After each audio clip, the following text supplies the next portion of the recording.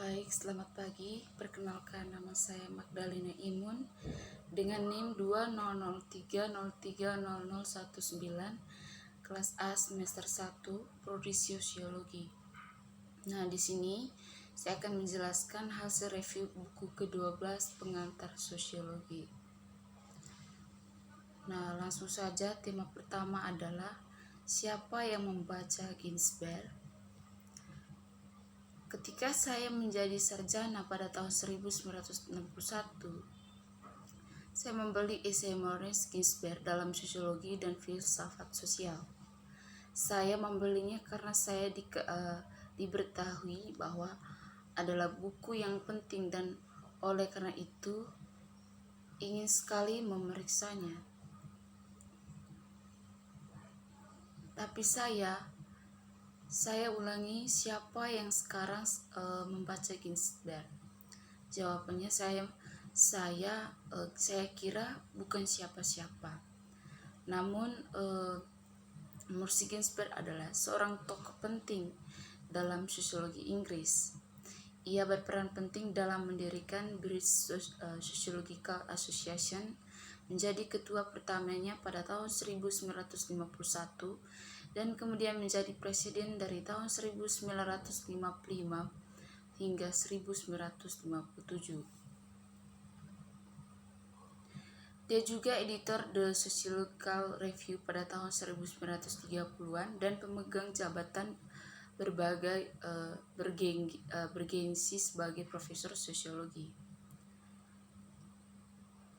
Ketika saya membaca Ginsberg pada tahun 1960-an, Donald Marsberg adalah Profesor Martin White di LC. Pada saat ini masih dianggap sebagai jabatan paling bergengsi di negeri ini. Marsre sebenarnya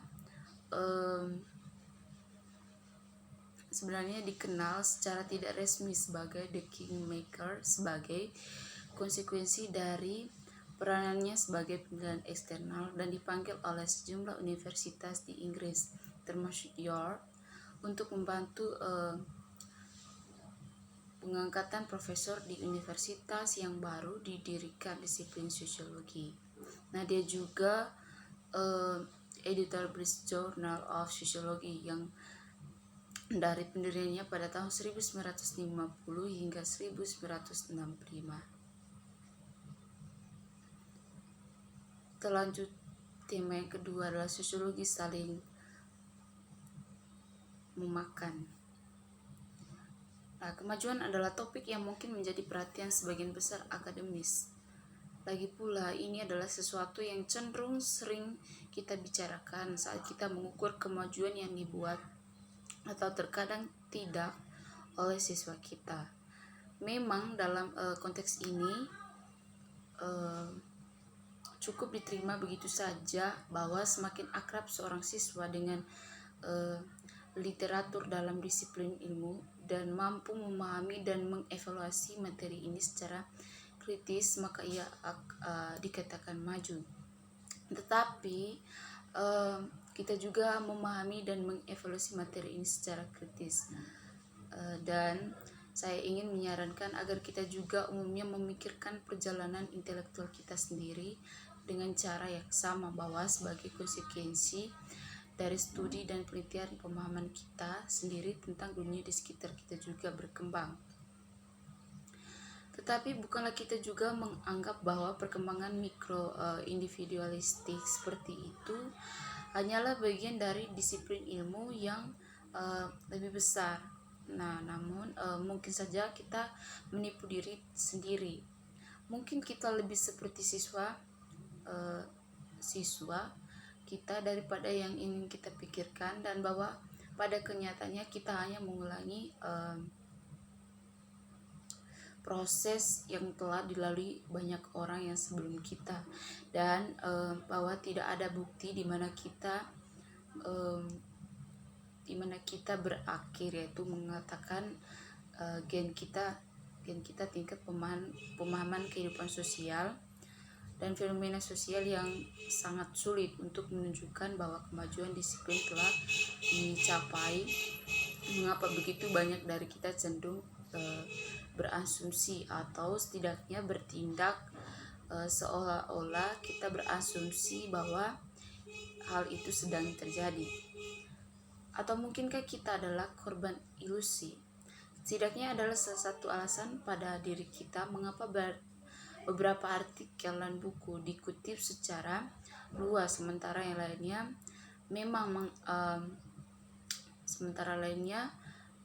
tidak, atau memang mengapa beberapa akademis diterbitkan dan yang lainnya tidak, atau kita mungkin menemukan bahwa jawaban biasanya dibingkai dalam bahasa umum yang menekankan atau kebaruan atau orisinilitas. Oke, kita langsung tema yang ketiga, hari Glodok sosiologis. Nah, sangat sulit untuk melihat bagaimana disiplin sosiologis dapat dikatakan sebagai kemajuan jika seperti yang telah dikemukakan dicirikan oleh rentang perhatian yang pendek dan memori kolektif yang terbatas.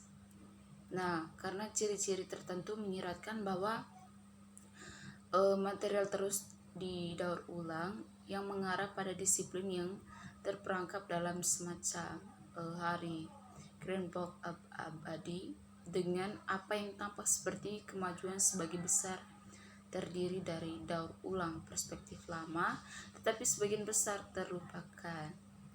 Nah, John Scott adalah salah satu dari mereka yang percaya ini menjadi takdir subjek pencatatan bahwa sejarah sosiologis ditandai dengan seringnya penemuan kembali dan penyajian kembali tema-tema kunci. Nah, ini adalah poin juga dikemukakan di halaman pembukaan teksnya yang menekankan bahwa para ahli teori komputer sering menganggap karya mereka sebagai pendekatan baru atau arah baru untuk teori sosial yang terutama selaras dengan kondisi kontemporer. Kita lanjut tema yang keempat, adalah sosiologi dan Bourne. Fenomena daripada tujuan yang lebih ambisius untuk berharap menemukan hukum perilaku manusia. Robert Nisbet dalam kenyataannya bahwa akan lebih masuk akal untuk melihat sosiologi sebagai bentuk seni. Akan tampak seperti salah satunya pada tahun 1976. Tetapi kemudian mengingat bahwa kebanyakan komentator akan berpendapat bahwa humaniora tidak dapat dikatakan untuk maju dalam cara ilmu pengetahuan alam. Ini juga berarti bahwa para sosiolog yang memegang pendapat ini tidak akan lagi berada dalam posisi untuk melihat diri mereka sendiri memperoleh derajat keabadian betapapun kecilnya dari membantu disiplin untuk maju. Nah, akibatnya orang berasumsi bahwa mereka berhasil menemukan sumber motivasi lain yang mungkin lebih terkait erat dengan kemungkinan lain yang diuraikan sebelumnya.